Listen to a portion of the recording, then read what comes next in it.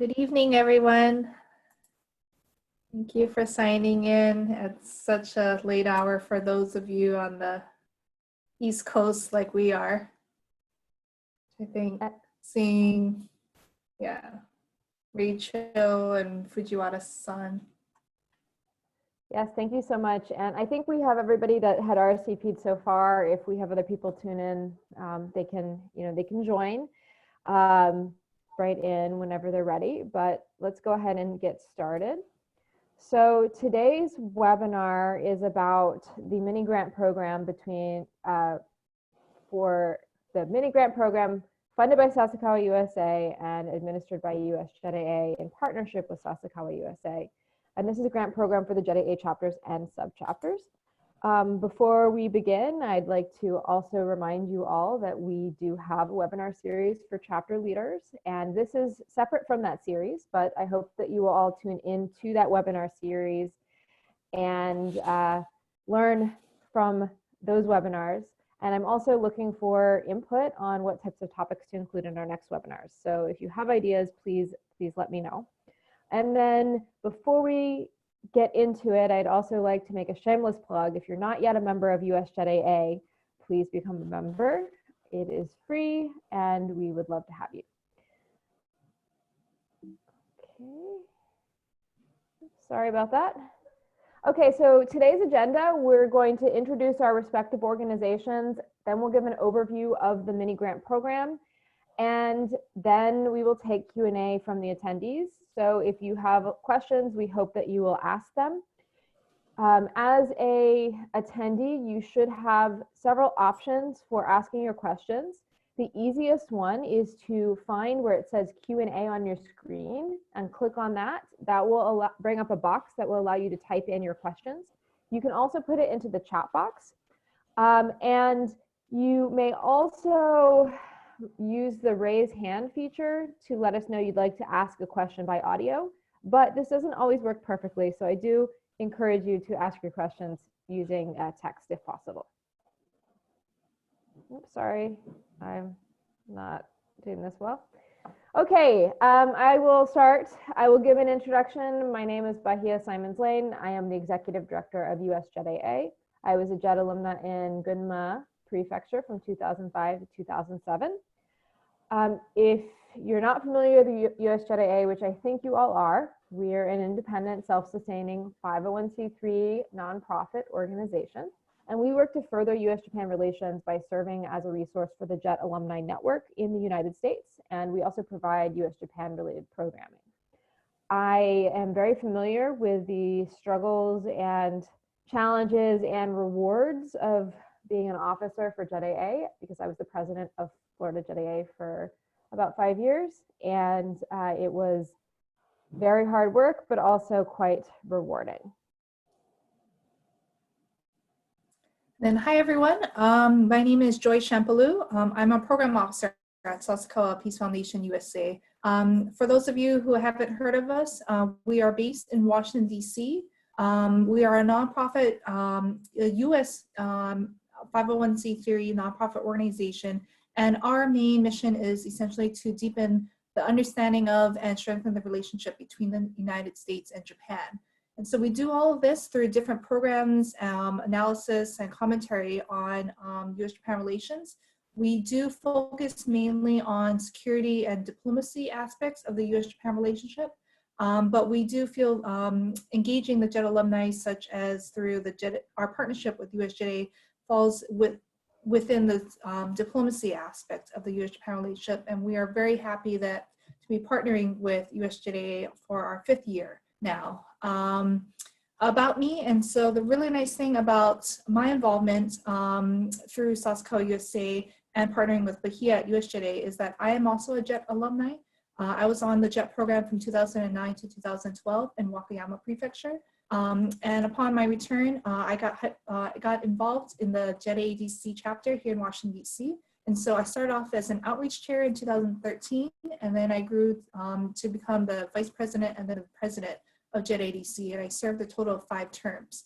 So like Bahia mentioned, I know absolutely the rewards of working with, volunteering my time as part of president of a JETAA chapter, but I also understand the limitations and the fact that all of you are signing up tonight as volunteers just because you love, your JET alumni or your JET experience and you are a proud alumni of the program and you want to contribute in some way to the alumni community or towards the U.S.-Japan relationship. So on behalf of Sasuke USA, thank you very much for your time this evening to be with us and to learn more about our partnership with USJETAA.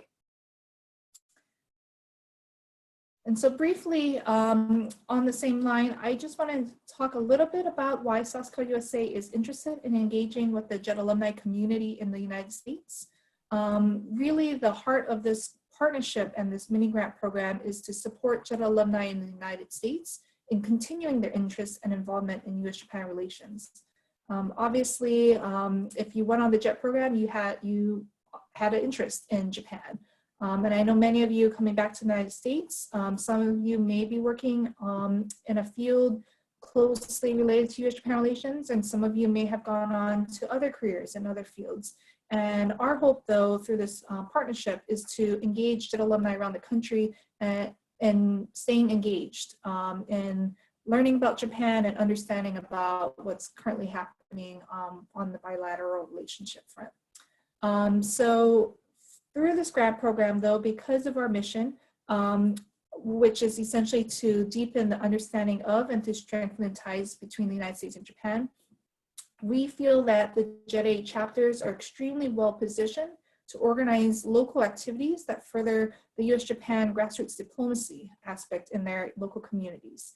And so we are hopeful that through this partnership and the support that we will be talking about more through this webinar, that you will be able to host really meaningful and thoughtful activities that further U.S.-Japan relations in your local communities.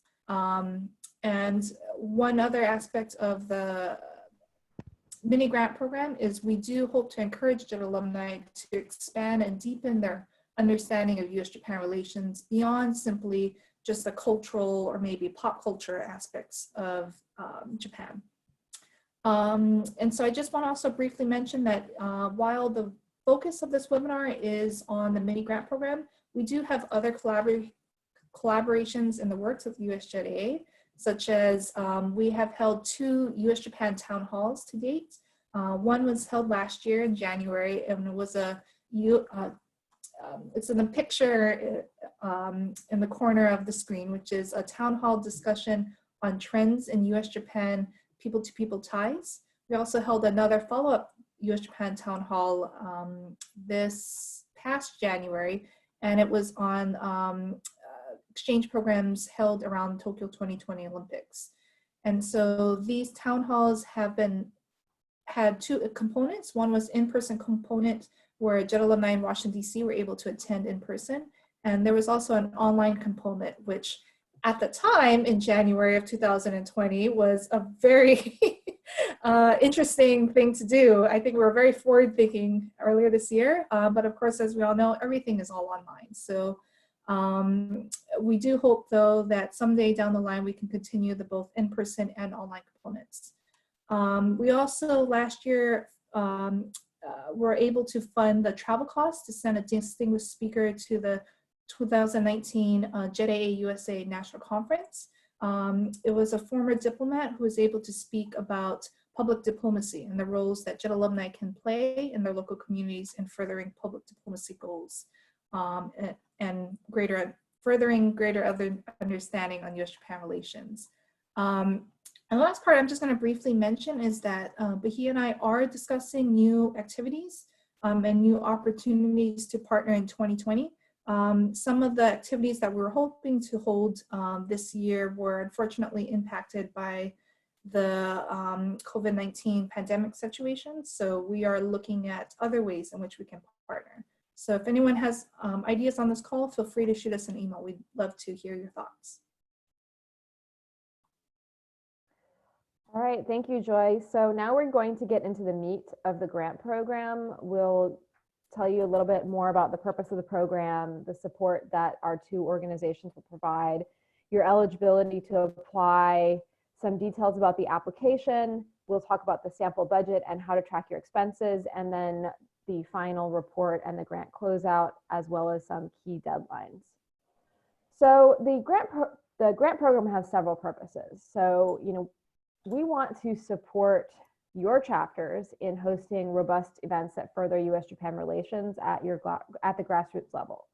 And we also feel like this is an opportunity to help elevate the role of the JETAA chapters as leaders in your local U.S.-Japan communities by enabling you to put on events that are a little bit more in-depth or different than the types of events you typically are holding. We would like this grant program to help strengthen the overall JETAA alumni network in the United States, and we will help you develop programs that engage your membership in U.S.-Japan relations. We've had a number of great programs over the years. The pictured at the left is one that we held in New England in February 2019 on the cultural significance and history of the kimono. Now, we also understand, especially having both been officers, that you are volunteers and you might need a little bit of support. So in addition to the funding support that we provide, we also provide help with developing your idea. We'll provide some support in finding speakers and collaborators. And I think now being kind of an unusual time is also an opportunity, because you may be able to get speakers and collaborators, especially speakers who are not physically located in your region, but who may fit very well with the idea of the program you want, and we can help facilitate that. Obviously, if you're doing things virtually. We'll provide advice about the budget and some logistical support. So you as the chapter, you're the owners of the grant and will be executing whatever project or program you are accepted for, but we will be there to provide some logistical support.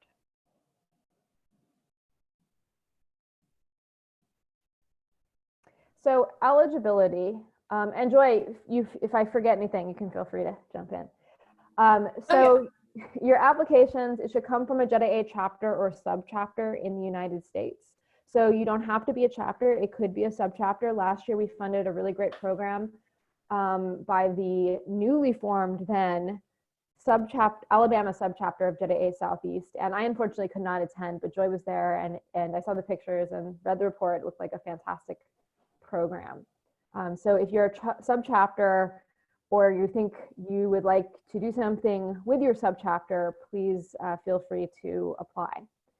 So the chapter president and the individual who's coordinating this grant project, if they're different from the chapter president, have to be a member of USJETAA. Your chapter must also be registered as a member of USJETAA, which I think just about all of you are by now. You must submit a completed application with no missing information. And your proposals must be for events or projects that are at least 2 months away.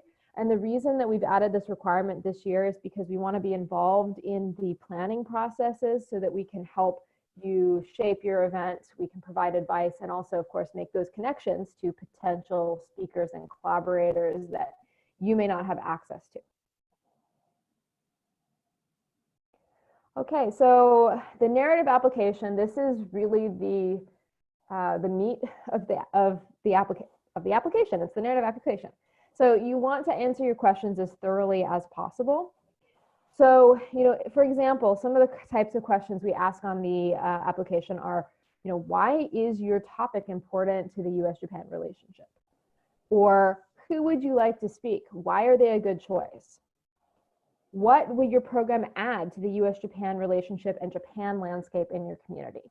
So we know you might not have all of the answers to these things. You may not know, oh yeah, I already have such and such a speaker confirmed. But just demonstrate you've done some initial research, that you've thought through the goals of your program and the outcomes you hope that it will have, and especially what kind of impact it will have on U.S.-Japan relations in your community. Your events or projects, they don't need to be grand or fancy, but they should achieve some kind of specific goal related to U.S.-Japan relations. So maybe you have an idea, but you're not really sure if it will work with the grant. Take a look at our narrative application at the questions. And you may also feel free to send us a draft for feedback or set up a call to discuss your idea. And I strongly do encourage you So you set up a call with me or me and Joy, and we can, kind of brainstorm and spitball with you about what is going to be, possible or feasible. We can provide suggestions. And then we have an FAQ, which should answer most of your questions. So feel free to check out the FAQ if you're unsure about anything, or just ask me. Okay, next, the budget. So we have provided a sample budget for you. You can use it to create your estimated budget. When you're putting your budget together, please do some research to look into actual costs, but we understand that things might change based on what you actually need to spend. The overall amount that we award you won't change, but let's say you have to shift things between one category to the other. We're flexible in that, and you may change. You may, let's say you budgeted $100 for transportation.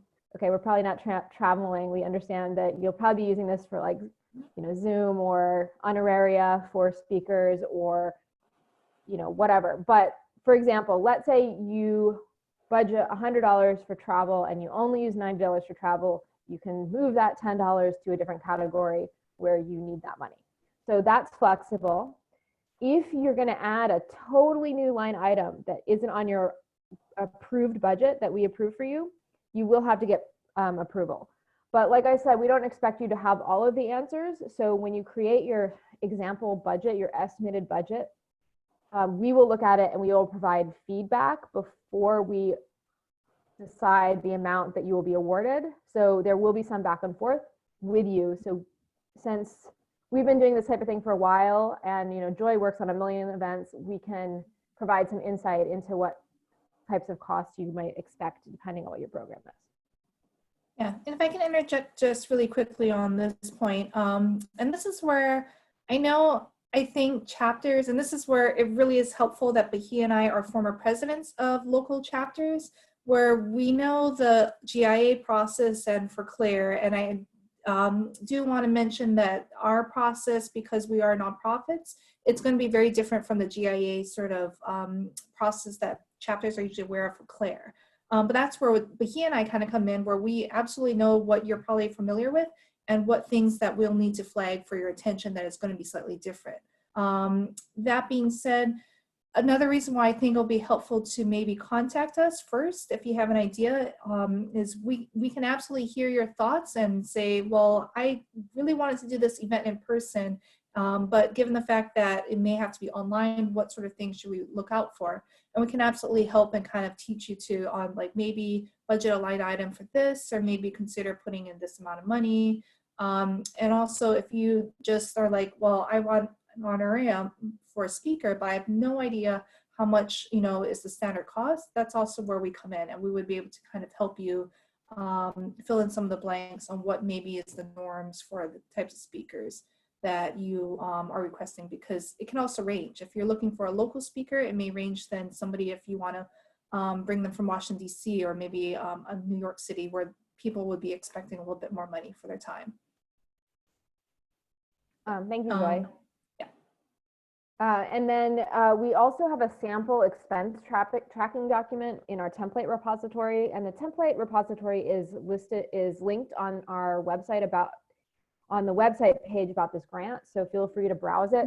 Now, I will say none of the events in the template repository that you can look at are virtual events, because this is uncharted and new territory, and we are encouraging chapters to not just think about physical in-person events, but to think about virtual events or projects.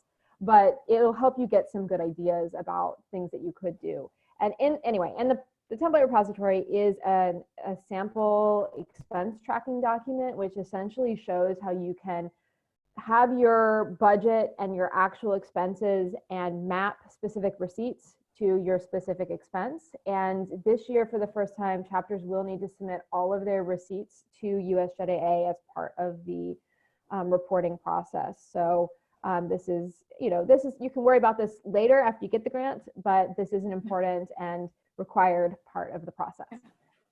And maybe a little backstory too, because this is more of a requirement, I hate to say, on my end, on Sasuke USA, our own grantors changed their regulations on us this year. And so we as an organization are required now to report and have our receipts on hand for 10 years, I believe. And because we don't expect chapters to keep track of the receipts for over 10 years, the solution we came up with is Bahia. We can provide all the digital receipts to her, at least digitally, then that way USJETAA will be able to save all the receipts on hand in case Sasuke USA or our grantors in Tokyo need to see the receipts. So that's kind of the backstory to it. Thank you. And I will stress, very much for your understanding. I do not want your original receipts. Please don't don't mail me the physical receipts. Scan them and send them to me. I do not Going want all digital now in 2020. Yeah. Okay, and then moving on, this is kind of the expectations that we will have once you conclude your grant, but you will need to submit a final report. It should include a narrative event summary, which includes a description of your audience, the number of participants. This should be in the third person to make it easier for us on our reporting requirements, and also because we will post mini reports and blog posts, etc., about your events. So third person, please. It should include an analysis of your event or program's impact that use quantitative measurements wherever possible. So if you have statistics about the ages of your participants or their jet years and prefectures, anything that you might collect. You should plan for photographs of the event. Now, in the digital world, this is a little bit different. Normally, we would provide funding for a photographer, but let's say you're doing something virtually. You may just want to record your virtual event. You will have maybe some type of media promotion, that type of thing. So yes, you'll also want to include copies of any promotional materials. That could be, the digital flyer you use to promote the event, or in physical events in the past, like a program. Budget, recording your actual expenses, which we just talked about, any other information related to the event, and then scans of all your receipts. Your report should be submitted 30 days following a lessons learned meeting after your program or project is completed, and that should be by February 26, 2021. So Sasakawa calls this the hot wash in this lessons learned meeting. In the theater, which I used to be in, we would call it the postmortem, but essentially it's a meeting that we will have with you after your program, just to talk about probably how great things went, but also lessons learned for future programs and future events that you may put on without us in the future. It's just a chance to sit down and reflect. And a lot of what we talk about will then go into your final report, so it'll make your final report much easier to write. Actually, I think that's, sorry, if I can interrupt, rather than lessons learned, yeah, maybe reflection meeting is really a better term. We should be talking about this. And one thing to point out, and I know that a lot of this grant reporting, for those of you who may not be working at nonprofits, it may seem intimidating. It's really trying to just reflect and have chapters really I think chapters are really fantastic around the country at holding events. But I know when I was a JETAA DC chapter president, we spent so much time and energy into the lead up to the event and actually executing a beautiful event that we would sometimes miss and not have time or bandwidth to really reflect on how great it was, but what is also the impact of the event and how many participants, and clearly explain to others just what we accomplished, because these events went off really well. And we accomplished quite a lot. And so that's really, I think, the heart of this reflections meeting, is to have a conversation with the chapter officers that were involved, and also maybe discuss ways that they can also measure or describe the event's impact. And then that way they can write the report afterwards. And I do have to say, from Sasakawa's end, we do have to be kind of hard on the February 26th deadline, just because the flow will be chapters have to then report to Bahia. Bahia is going to have to quickly put together her final report and send it to me. And then I have to then send it to our funders in Tokyo. So we are strict on that February deadline. But that being said, chapters who are able to host events earlier in the year have a little bit of flexibility by maybe a couple weeks, I'd say. The point being is soon, within a month or so after your program, we do expect an event, just because we know the longer from the event, the more I think people forget all the good stuff that happens. So that's the purpose of it. Sorry, Bahia. That's okay. Yeah, so you do have until, like mid-February to do your program, but we don't recommend doing it that late just because it becomes quite a crunch for the reporting deadlines. So the last thing I wanted to say is that chapters you should also plan to publicize or promote your program or project via social media after the conclusion of your event. So, post that on your Facebook, put it on your website, and, we can share that out as well. But essentially that way all your members, especially people who were not able to attend, and also other U.S. Japan organizations in your communities, can hear about the great work or program that you did. Okay, and then just to review, or I don't know, maybe we didn't even say these yet. So the key important deadlines. So the first application deadline is June 1st. It's coming up, but you still have a lot of time, almost a whole month. So if you're thinking about applying for this deadline, I do encourage you to contact me to set up a meeting. Now, the second application deadline this year is a rolling deadline. So it's from June 2nd, 2020 through November 1st, which means that we will be evaluating any applications after the first deadline as we receive them, and then awarding or not awarding funding based on the merits. There's no guarantee that there will be funding available after the first application deadline, so we really encourage chapters to apply by the first deadline. The projects or programs should be held or enacted between August 1st, 2020 and February 15th, 2021. And all the final reports are due February 26th, 2021. So as I said, I don't really recommend holding them too close to that February 15th date, just because it can become a time crunch, and I'd rather you have enough time to do the reporting and everything. But it is possible, and we understand that sometimes a certain timing works better for certain programs. Okay, so the recap.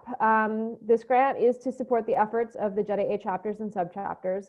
It's to organize events and activities on U.S. Japan relations that serve your communities and support deeper understanding of U.S. Japan issues and themes.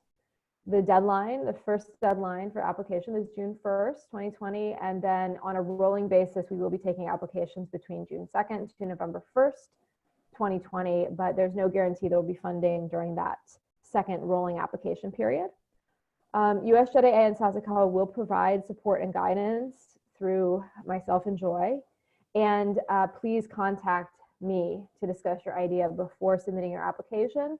We can help you, give you some advice, let you know if there's any areas that you should address or go deeper into. I know that it's kind of a lot of information that we've just given you about the grant. The grant application is pretty long, so we're happy to take a look at a draft before you officially submit it. Okay, we're now at the questions portion. So if you have a question, you may type it into the chat or the Q&A feature. And we will take them as they come in. So if you want to know about, for example, a specific idea that you're considering, or just general questions or clarification about anything we've said, we are happy to answer them. So we did prepare a few questions that we've had in the past that we thought were important to highlight. So I'm just going to throw one out there while you're thinking about questions that you might have. So one, I'm not a chapter officer. Can I apply on behalf of my chapter? Do you want to answer this? Should I ask this and you can answer it, Joy, or should we both answer it? You can answer. You have it written down. So I mean, I'm happy to add in, my thoughts too. So we essentially ask that anyone who's applying on behalf of a chapter has the support of the chapter behind them. So someone who is not a chapter officer is able to apply, but only if it's something that they have discussed with the elected officers, and the elected officers have said, yeah, that's a great idea, we should do that, and I will provide some level of support, because the grant agreement will need the chapter president to sign off on it.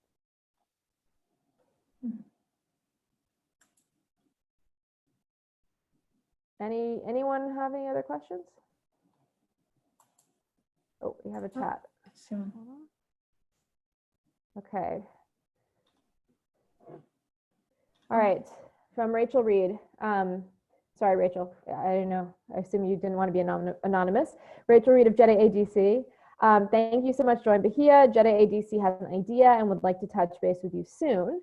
But I wanted to ask if we can also budget for a best case scenario in which we have a virtual program with a budget item for a possible in-person event if allowed.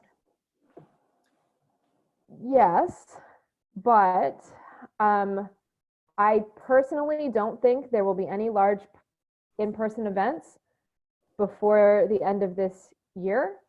And considering that this grant program, all projects have to be completed by February 15th, I don't know if it is realistic. And we can certainly evaluate it depending on what your idea is and whether or not it is able to be easily translated into a virtual event. Perhaps I am just very skeptical and negative, but I don't think things are going back to normal anytime soon. And we can definitely talk about it.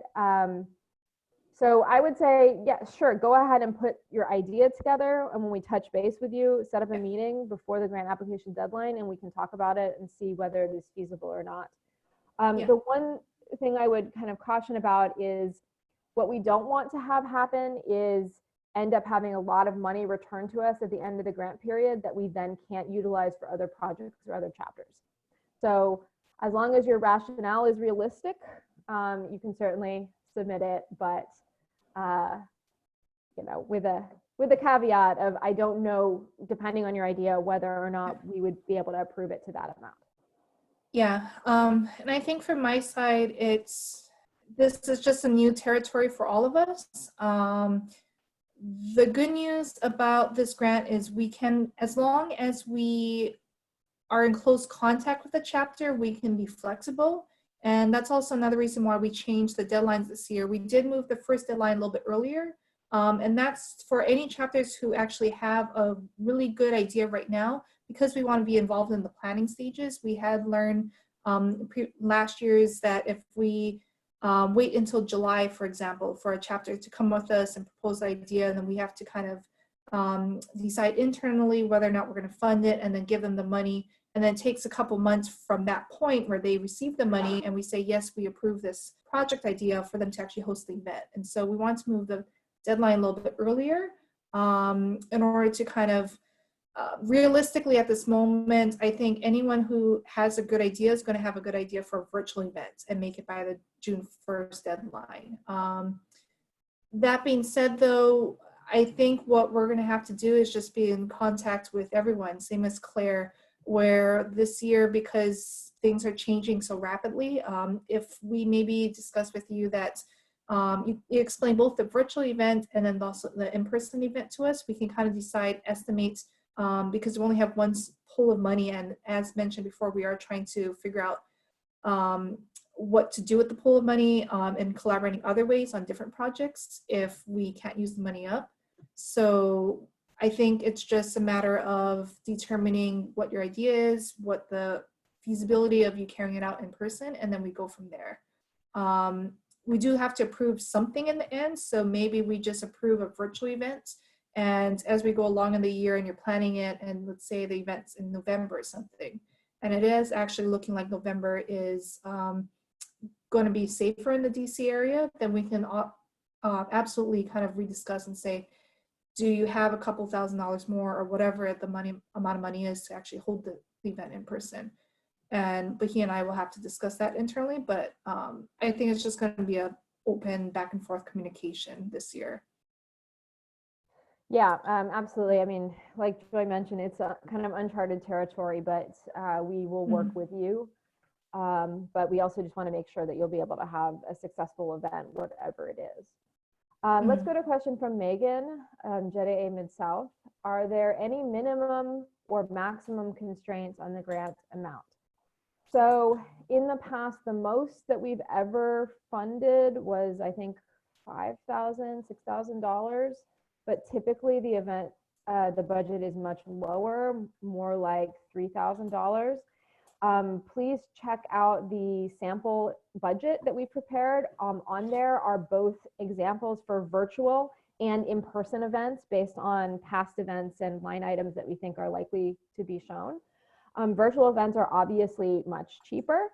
At minimum, you know, you could ask for $200 to put on a good event in this, you know, current climate if an event is what you're pursuing. I don't know. I think maybe $300-400 is maybe more realistic, but basically, you know, there isn't really a minimum, but there is a maximum. It just has to be realistic to whatever you're proposing. So all of the line items need to seem logical. Yeah. And then I think there's another question. I don't know if this is from Rachel, but for virtual event budget, you mentioned Zoom as a possible expense. Are there other common virtual expenses that you've seen that would be considered? So in terms of, well, first of all, for Zoom, I do want to point out, Bahia and I talked about this, whether or not Zoom would be allowed under a budget, and I had to kind of ask also on my side, what sort of expenses will we be allowing this year? And this is where I think it'll be why I want to distinguish our grant and our partnership and opportunity for, you know, to collaborate on an idea is going to be very different from Claire. So for this grant, because we are really funding on a project by project basis, not on, you know, chapters capabilities for the entire year, we have already determined that I think for 1 year, unless your idea is a series of events that will be hosted regularly, like maybe 3-4 times in the year, the likelihood is Sasuke USA can only approve funding for about 3 months. We determined for Zoom. The reason being is that we understand that chapters need some time to probably purchase the Zoom account, maybe set it up, practice with it for a month or so before the event, and then also do some wrap up post the event. So Zoom accounts, we can only approve about 3. If you can make a little bit of an argument for longer than that, we will consider it.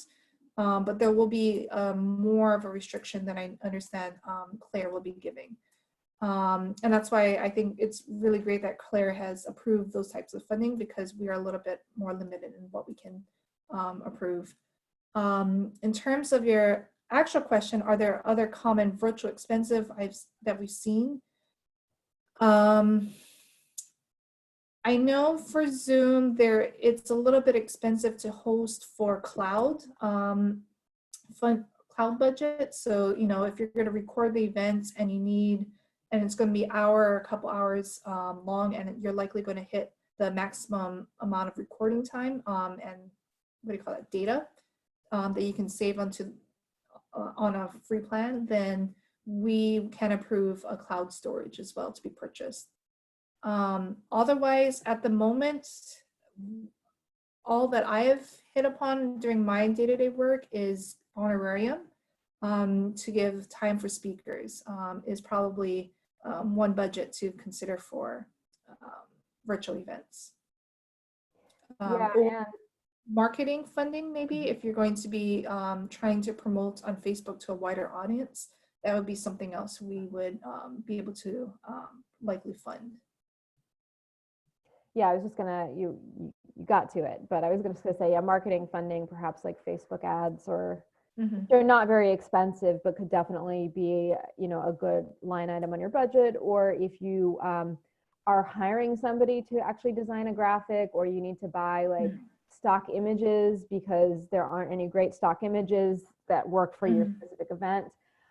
There's lots of resources that are pretty inexpensive to do those things, but they all definitely can be put down as a line item expense.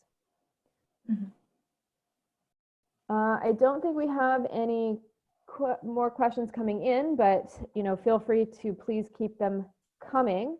I wanted to pose a question from our FAQ, which is, can I collaborate with another organization for the event or project? And yes, you can. And we have had very successful programs in the past that were collaborations, for example, between a JETAA chapter and a Japan America Society. I know we've had some chapters talk about doing projects or events with a sister city in their area. However, your project or event must be led by you as the JETAA chapter. It can't just be you receive the money and then the other organization that you're working with, it was really their idea and they're doing all the work, right? This is a program specifically for the chapters, for you. So if you do want to collaborate with another organization, that's fine. There can be really great benefits from that. Again, one of our goals is to help establish you as kind of a leader in U.S.-Japan relations in your community. But it needs to be an equal relationship, or it needs to be your project and they're supporting your project in some way. Joy, do you want to add? You're good? Nope, I think that captures it completely. Yes, for this partnership, Sasuke USA really just wants to support the JET alumni chapters and the JET alumni network. And so by that, as long as we can determine that your chapter is leading the charge, or the subchapter or a JET alumni in your community with your support is leading this project and idea, then that's the main intention behind our partnership for this program.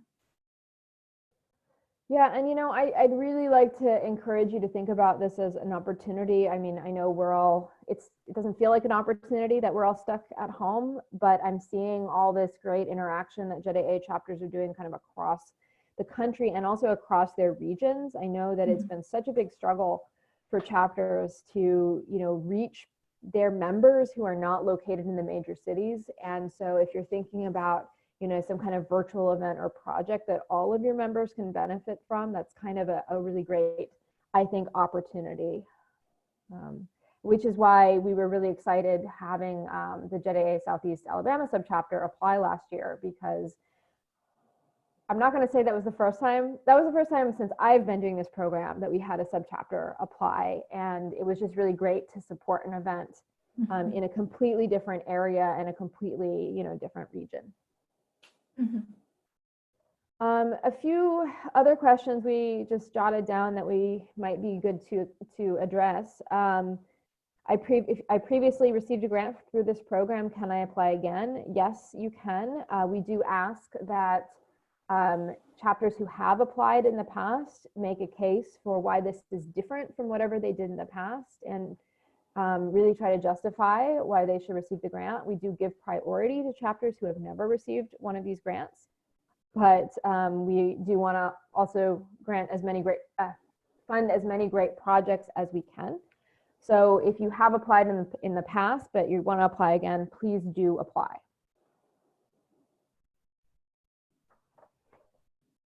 Okay. We're still taking questions if anyone wants to. Still taking questions. Ask us questions. Oh, good. One more. Okay, a question from Sheila. Sheila, apologies, I don't know what chapter you are with. She asked, can the idea be for a long-term project that needs funding, such as building a unique database rather than an event? Yes. I mean, it depends specifically on your project and your idea, but if your project fits within the scope and the goals of the grant, it does not need to be an event. Absolutely. And this year in particular, in the past, we've really funded events, but this year is unique. It is different. And again, I'm using that word opportunity, but I do think it is an opportunity for us to fund other types of projects and programs than we have funded in the past.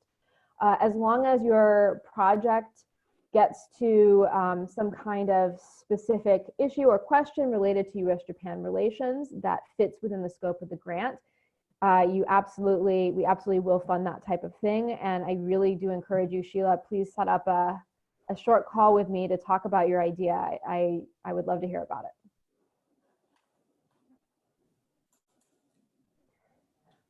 All right, well, the last question that I had on the list to share as a commonly asked question. So if you have questions you've been holding on to, now is your time to ask them, because after this question, we've told you everything and we'll have to leave. Next question I wanted to address is, I really want to apply, but my application will be late. What should I do? Well, you do have to submit your application by the deadline.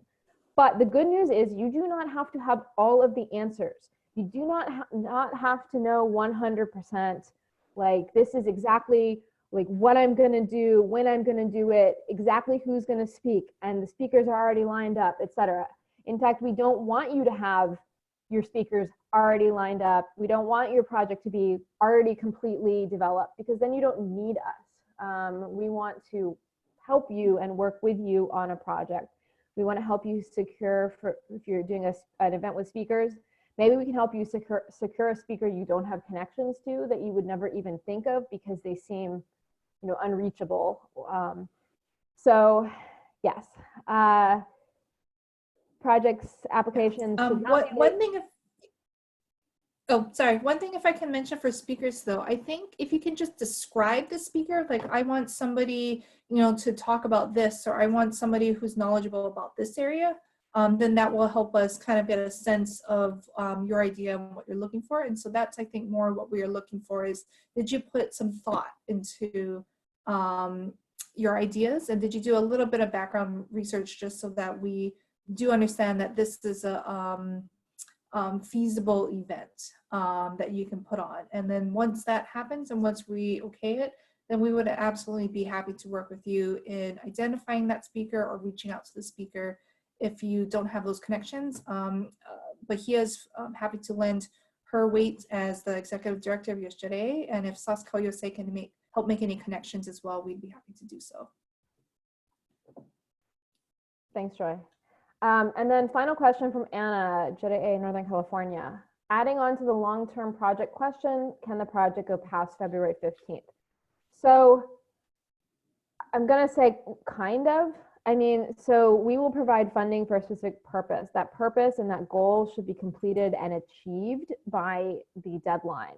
And we also will have to stick to all the reporting documents. But let's say that the project that you are doing will then be used later in some other way or in a continuation of the project that you will do on your own, then that is perfectly acceptable. Yeah. Another way to look at it is, because we have all the grant reporting deadlines, Bahia and I need something to be delivered. We need a deliverable by February 15th for us to say to our own funders, hey, we spent the money in this way, and here's actually a tangible, achieved goal that we did because, we received the funds for that project. So I think, again, it's hard to say based off that question whether we can improve or not. Again, really can't emphasize enough, just talk to us, call us up or send us a little bit more, even if it's a paragraph on this is my vague idea, this is what I mean, can it go beyond past February 15th? We'd be able to probably discuss that more in depth with you. And it may just be on, we decide part of the project has to be due by February 15th, so that we can relate to our funders, hey, we achieved this, but the event's going to conclude, at this time. In terms of, I think the one caveat is if you need funding past February 15th, that we cannot guarantee, because right now, Bahia knows Sasuke USA, we are only able to partner with USJETAA on a year-to-year basis, and there's no guarantee, although there's the hope and desire that we are able to partner again next year for our 6th year. At this point right now, I cannot say, but maybe later in the year we can answer that question more firmly. Yes, and I just want to kind of briefly add, going with the, you don't have to have all of the answers when you submit your application. You just need to have a well thought out, like, reasoning, goal, logical description of what you plan to do and why. We also, in the past, we have approved grants with certain modifications. So for example, we have said, okay, we really like your idea, like, we think it's really good, but this one thing doesn't fit with Sasakawa's, with the goal of the grant, or, we know from past experience that this type of thing that you're proposing, this one aspect isn't going to work the way that you think it will, but we will approve it with suggested modifications.